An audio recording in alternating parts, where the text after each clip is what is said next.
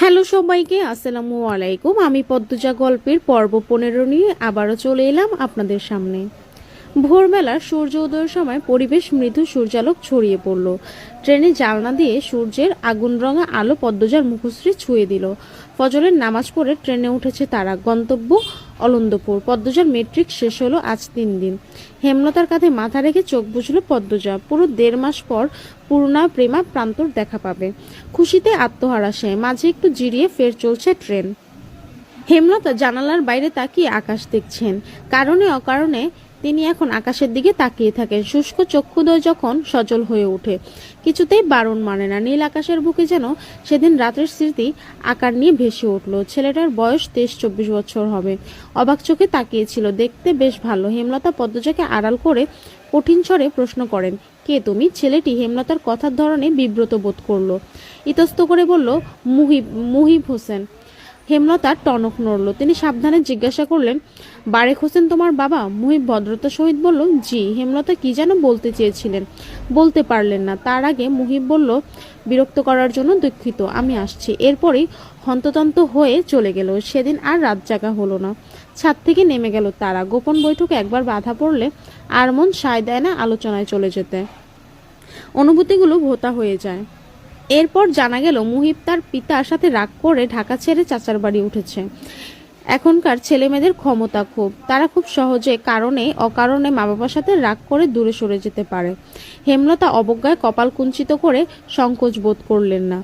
পরে অবশ্য বুঝেছেন মুহিব খুবই ভালো ছেলে, নম্র, ভদ্র, জ্ঞানী, মেধাবী ছাত্র। বিয়ে পড়ছে। সবচেয়ে ভালো গুণ হলো মুহিবের নজর সৎ। হেমলতা চোখের দৃষ্টি চিনতে ভুল করেন না। ঠিক 17 দিন পর বারেক হোসেন ছেলেকে নিতে আসেন। যেদিন আসেন এরপর দিন রাতে হেমলতাকে প্রস্তাব দেন। মুহিবের বউ হিসেবে পদ্মজাকে নিতে চান। হেমলতা অবাক হন। মুহিব মনে মনে পদ্মজার উপর দুর্বল, অথচ বোঝা গেল না। নিঃসন্দেহে মুহিব পাত্র হিসেবে উপযুক্ত। মুহিবের বড় 2 ভাই মুমিন, রাজীব দুজনেই চাকরিজীবী। মুমিন বিয়ে করে বউকে ডাক্তারি পড়াচ্ছেন। সমর্থনে আছে পুরো পরিবার। অতএব বোঝা গেল পরিবারের প্রতিটি মানুষের মস্তিষ্ক ভাবনা উচ্চ মনের। বারেক হোসেন বিয়ের প্রস্তাবের সাথে এটিও বলেছেন, আমার মেয়ে নেই, ছেলের বউরাই আমার মেয়ে। আপনার মেয়ে যতটুকু ইচ্ছা পড়বে, কোনো বাধা নেই। হেমলতা প্রস্তাব ফিরিয়ে দিলেন না। তিনি আনন্দ সহিত জবাব দিলেন, পদ্মজা আয়ে শেষ করুক, এরপরই না হয়। বারেক হোসেন হেসে বলেন, তাহলে এটাই কথা রইল। স্মৃতির পর্দা থেকে চোখ সরিয়ে নিলেন হেমলতা। গোপনে দীর্ঘশ্বাস ছাড়েন। গলাটা কাঁপছে, ঠোঁট শুকিয়ে কাঠ। ব্যাগ থেকে বোতল বের করে পানি পান করলেন। প্রেমা প্রান্ত বাড়ির বাইরে সড়কে পাইচারি করছে। পূর্ণা গেটের আড়াল থেকে বারবার উকি দিয়ে দূর রাস্তা দেখছে। মোর্শেদ হেমলতা আর পদ্মজাকে আনতে গঞ্জে সেই কখন গেল, এখনো আসছে না। পুরো 1.5 মাস পর মা বোনের সাক্ষাৎ পাবে তারা। হৃৎপিণ্ড দ্রুত গতিতে চলছে। মিনিট 5 পর কাঁচা সড়কের মোড়ে মোর্শেদের পাশে কালো বোরকা পরা 2জন মানুষকে দেখতে পেল তারা। পূর্ণা লাজ লজ্জা ভুলে আগে আগে ছুটে গেল। পিছনে প্রান্ত এবং প্রেমা। ছুটে এসে মা বোনকে একসাথে জড়িয়ে ধরে প্রবল কণ্ঠে কেঁদে উঠল পূর্ণা। হেমলতা পূর্ণাকে ধমক দিতে গিয়েও থেমে গেলেন। মাঝে মাঝে একটু বাড়াবাড়ি করা দোষের নয়। পদ্মজার চোখ বেয়েও টপ টপ করে জল পড়ছে। প্রায় 3টা রাত সে ভাই বোনদের কথা মনে করেছে। বিশেষ করে পূর্ণাকে বেশি মনে করেছে। মনে হচ্ছে কত শত বছর পর দেখা হলো। আর পূর্ণা বাড়ির আনাচে কানাচে পদ্মজার শূন্যতা অনুভব করেছে। সে অশ্রুসিক্ত চোখে মেলে তাকালো পদ্মজার দিকে। এরপর আবার জড়িয়ে ধরে বলল, আপা, আমার মতো এত আনন্দ তোমারও কি হচ্ছে? এত আনন্দ কখনো হয়নি আমার। পদ্মজার কোমল হৃদয় পূর্ণার ভালোবাসা দেখে বিমোহিত হয়ে উঠল। সেই স্নার্দ কণ্ঠে বলল, আমার সোনা বোন, আর কাঁদিস না। পূর্ণা চোখের জল মুছল দ্রুত। প্রফুল্ল চিত্তে বলল, আপা, আমি তোমার পছন্দের চিংড়ি মাছ দিয়ে লতা রান্না করেছি। পদ্মজা অবাক চোখে তাকালো। হেমলতা প্রশান্তিদায়ক সুখ অনুভব করলেন এক বোনের প্রতি আরেক বোনের নিঃস্বার্থ ভালোবাসা দেখে। পদ্মজা বাকহারা হয়ে পূর্ণার 2 গালে চুমু দিল। মোর্শেদ দৃশ্যটা মুগ্ধ হয়ে দেখেন। এরপর তারা দেন, দেহ মাইয়াডির কারবার, মানুষ আইতাছে আর হেরা রাস্তায় কান্ডাকাটি লাগাইছে। হাট সবাই হাট। খাওয়া দাওয়া শেষ করে চার ভাই বোন ঘাটে গিয়ে বসলো। 1.5 মাসে কি কি হলো না হলো সব পূর্ণা বলছে। প্রেমা পূর্ণার নামে বিচার দিল, প্রান্ত প্রেমার নামে বিচার দিল, প্রান্ত কেন বিচার দিল তা নিয়ে প্রেমা বাগবিতণ্ড লাগিয়ে দিল। সে কি কাণ্ড! দুজন তুমুল ঝগড়া লেগে গেল। এরপর দুজনেই বিচার নিয়ে গেল হেমলতার কাছে। তখন পদ্মজা শুষ্ক কণ্ঠে পূর্ণাকে বলল, জানিস পূর্ণা, আম্মা আমার বিয়ে ঠিক করছে। পূর্ণা ভীষণ চমকালো। চমকিত কণ্ঠে জিজ্ঞাসা করলো, কবে, কার সাথে? যে বাড়িতে ছিলাম ওই বাড়ির ছেলের সাথে বিয়ে পড়েছে। আমার আয়ে শেষ হলে বিয়ের তারিখ পড়বে। আপা, আমার বিশ্বাস হচ্ছে না।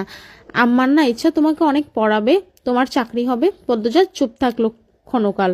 এরপর বলল, আম্মার কি যেন হয়েছে, পাল্টে গেছেন। কি রকম? আকাশের দিকে তাকিয়ে থাকেন, বেশিরভাগ কথা এড়িয়ে যান।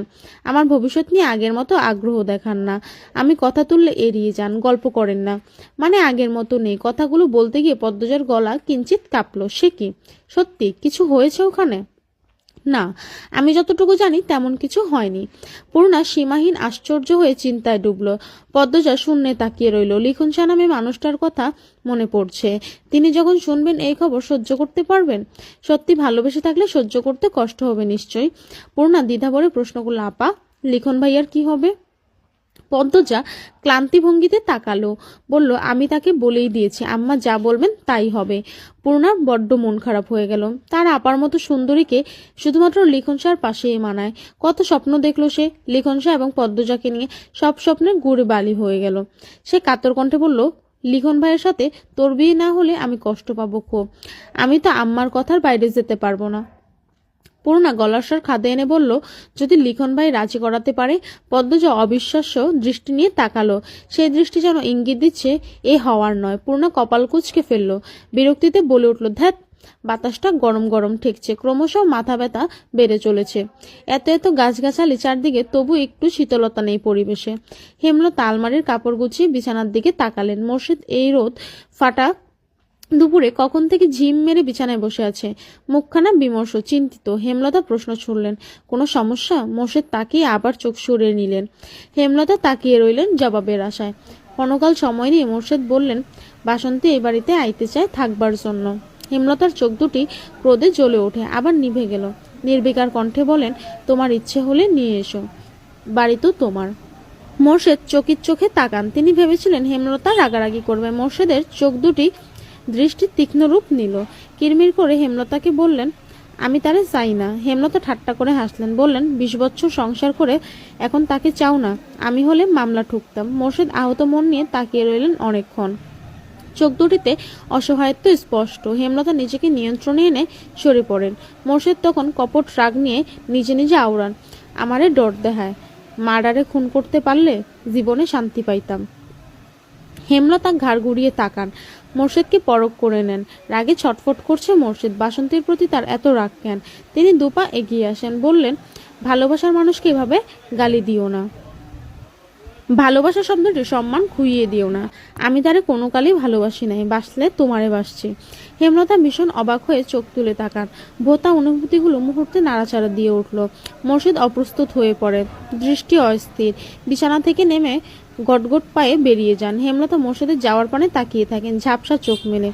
এই মানুষটার থেকে এই কথাটি শোনার জন্য একসময় কত পাগলামি করেছিলেন তিনি, কত কেঁদেছেন, আকুতি মিনতি করেছেন, সত্য হোক কিংবা মিথ্যে। হেমলতার ভীষণ আনন্দ হচ্ছে। বয়সটা কম হলে আজ তিনি অনেক পাগলামি করতেন, অনেক। পূর্ণার ভীষণ জ্বর, তাই পূর্ণাকে নানা বাড়ি রেখেই পদ্মজা বাড়ি ফিরল।